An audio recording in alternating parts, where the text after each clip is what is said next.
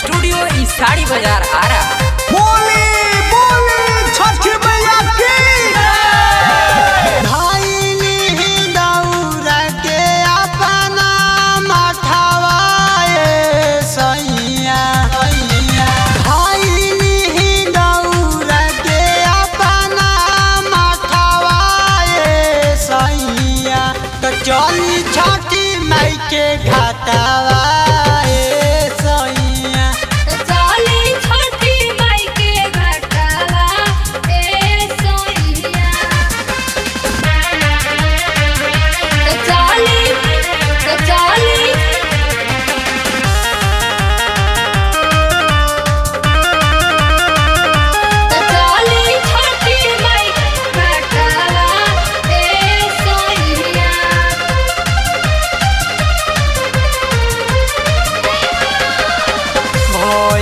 जाता सैया रख के बेर हो पेनली पियरिया चली करी जानी देर हो भाईल जाता सैया रख के बेर हो पेनली पियरिया चली करी जानी देर हो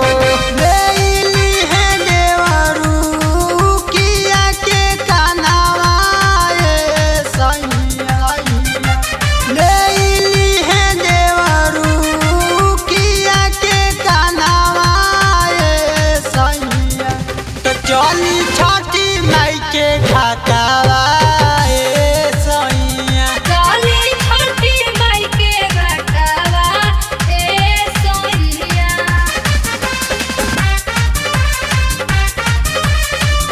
तो चली छठी माई घाटावा सैया जय छठी मैया लेके चली दिहले दौरा सतेंद्र आशीष हो काहे देर कैले बानी सैया नीतीश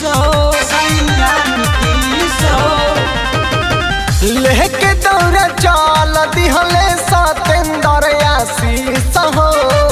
काहे देर कैले बानी सैया नीतीश हो देखी जब आवे लगने छठी माई के राठावा देखी जब आवे लगने छठी माई के राठावा सैया तो चली छठी माई के